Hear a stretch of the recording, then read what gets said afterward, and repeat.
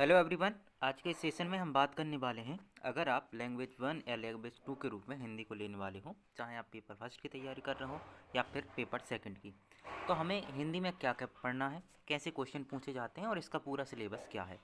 ठीक है। और लास्ट में आपको स्ट्रेटेजी बताऊंगा कि आपको कैसे क्या पढ़ना है। ठीक है। तो सबसे पहले हम बात करें हिंदी की कि सीटेट में हिंदी का क्या योगदान है। तो सीटेट क्या होता है, भाषा एक के रूप में या भाषा दो के रूप में आप किसी भी रूप में ले सकते हो। ठीक है, हिंदी विषय को ले सकते हो। इसमें आपके पास में टोटल 30 क्वेश्चन पूछे जाएंगे और 30 नंबर के होंगे। ठीक है। दो भाग होते हैं इसमें, एक होता है भाषा बोध, जहाँ पे आपको क्या होता है पैराग्राफ दिए होते हैं। अगर आप हिंदी फर्स्ट के रूप में लेते हो तो एक पैराग्राफ होगा और एक आपके पास में पद्यांश वगैरह होगा, मतलब पोएम वगैरह हो सकती है। ठीक है। और अगर सेकंड के रूप में लेते हो आप, भाग मतलब द्वितीय लैंग्वेज के रूप में लेते हो, तो आपके पास दो पैराग्राफ मिलेंगे, उससे ही आपको देना है। तो हम बोल सकते हैं कि जो भाषा बोध होगा हमारे पास, कंप्रहेंशन होगा, ये 15 नंबर का होगा। और जो हमारे पास में शिक्षण शास्त्र होगा हिंदी का, ये भी 15 नंबर का होगा। ऐसे 15-15 करके हमारे पास में टोटल 30 नंबर की हिंदी आ जाएगी। लेकिन लेना किसी एक में, दोनों में आप हिंदी को नहीं ले सकते। या तो आपको भाषा एक में हिंदी को लेना होगा या फिर भाषा दो में। ठीक है। ओके। बात करें हम पाठ्यक्रम की कि इसका विषय हमें क्या क्या पढ़ना होता है, तो भाग एक की अगर हम बात करें, जहाँ पे भाषा बोध होता है, कंप्रहेंशन होता है, तो यहाँ पे आपको गद्यांश और पद्यांश, गद्यांश होता है, पद्यांश का मतलब होता है कविता वगैरह। तो इनसे रिलेटेड क्वेश्चन पूछे जाते हैं। और जो क्वेश्चन होता है ना, इसमें ही कभी कभी आपसे शब्दार्थ पूछ लेते हैं, पर्यायवाची शब्द पूछ लेते हैं, विलोम शब्द पूछ लेते हैं। ठीक है। मुहावरे, लोकोक्ति आदि भी पूछ लेते हैं। वहीं बात करें हम शिक्षण शास्त्र की, जिसे हम बोलते हैं पेडागोजी, तो यहाँ पे आपको अधिगम शिक्षण से संबंधित चीज़ें पूछ लेते हैं। ठीक है। भाषा कौशल पूछ लेते हैं कि भाषा कौशल के बारे में डिटेल से बताओ आप। ठीक है। शिक्षण विधियाँ क्या है, मूल्यांकन विधि कैसी है, त्रुटि सुधार आप कैसे करोगे। वहीं बात हम करें डिटेल सिलेबस की कि व्याकरण में हमें क्या क्या पढ़ना चाहिए और क्या क्या व्याकरण में अक्सर पूछे जाता है। तो सबसे पहले हम बात करें, आप संधि, समास, उपसर्ग, प्रत्यय, इनको अच्छे से देख लेना। शब्द भेद होते हैं, जैसे संज्ञा होता है, सर्वनाम, विशेषण, क्रिया, इनको देख लेना। लिंग, वचन, कारक, काल और वाच्य। ठीक है। वाक् शुद्धि, मुहावरे, लोकोक्ति, पर्यायवाची, विलोम शब्द, अलंकार, रस, छंद। हालांकि इनका वेटेज उतना ज़्यादा ही है, लेकिन हर एक अगर पैराग्राफ आपको 15 नंबर का आ रहा है, दो पैराग्राफ मिलकर 15 नंबर के आ रहे हैं, तो ये मान के चलो 15 में से लगभग 7 से 8 नंबर का आपके पास में व्याकरण से पूछ लिया जाता है। ठीक है। कंप्रेंशन से पूछते हैं, लेकिन डायरेक्ट नहीं पूछेंगे। कहीं पे अगर आपके पास पैराग्राफ आता है तो पैराग्राफ से बहुत कम पूछते हैं, यहाँ वहाँ से घुमा के आपसे क्वेश्चन पूछे जाते हैं। ठीक है। वही बात हम करें शिक्षा शास्त्र की कि यहाँ पे पेडागोजी में क्या क्या पढ़ना है, तो सबसे पहले भाषा अधिगम और भाषा शिक्षण में अंतर क्या है। ठीक है। भाषा के कौशल जो होते हैं 4 प्रकार के, वो कब, कैसे, किस क्रम में सीखे जाते हैं, किससे क्या होता है। ठीक है।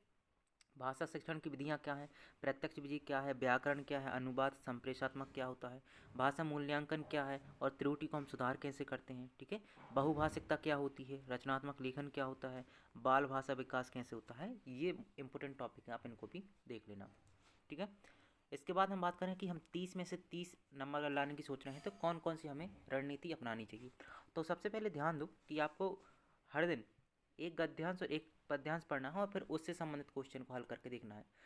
यहाँ पे गद्यांश और पद्यांश इजी नहीं आते कि आप डायरेक्ट में उनको पैराग्राफ से मिला लोगे। यहाँ पे पहले आपको पैराग्राफ पढ़ना होगा, फिर आपके पास क्वेश्चन जो है उसके हिसाब से आंसर देना होगा। यहाँ पे डायरेक्ट नहीं होगा कि आप क्वेश्चन को देखो और पैराग्राफ में से डायरेक्ट आंसर मिल जाए, तो उसको अच्छे से आप देख लेना प्रैक्टिस करके। ठीक है।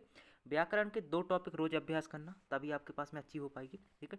जो हमारे पास में पेडागोजी होती है, उसके 2 टॉपिक हर दिन पढ़ना। और जो भी हमारे पास PYQ है सीटेट के, उनको सॉल्व करके देखना कि आखिर क्वेश्चन कैसे पूछे जा रहे हैं। ठीक है।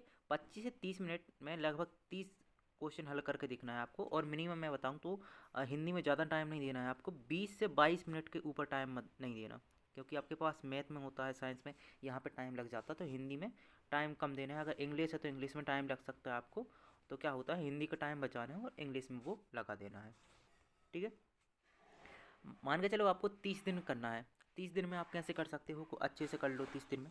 तो सबसे पहले क्या करा, 1 से 10 दिन तक केवल आप व्याकरण पढ़ो। ठीक है। 1 से लेकर 10 दिन तक, अगर आपको ज़्यादा से लग रहा है तो 15 दिन तक आप केवल व्याकरण पढ़ो। जितनी भी चीज़ें इंपॉर्टेंट है सभी को अच्छे से देखो। ठीक है। फिर 11 से 20वें दिन तक आपको जो भी हमारे पास पेडागोजी है उसको पढ़ना है। ठीक है। फिर 21 और 25, 5 दिन आपको कविता और गद्यांश जो भी होते हैं उनकी प्रैक्टिस करना है कि हमें कैसे क्वेश्चन ढूंढना है। ठीक है। और ये प्रैक्टिस आप 6 से लेके 8 की NCERT से कर सकते हो। ठीक है। NCERT पे आप देखो क्वेश्चन जो भी होते हैं उसको, चैप्टर को पढ़ो, फिर उसके क्वेश्चन को देखो, तो वहाँ से इसकी प्रैक्टिस हो सकती है। और 26 से 30वें दिन में आप क्या करते हो, आप मॉक टेस्ट लगाओ और मॉक टेस्ट को आप एनालिसिस करो कि आपने कहाँ कहाँ पे गलती की है, वहाँ पे कैसे सुधार कर सकते हो। ठीक है।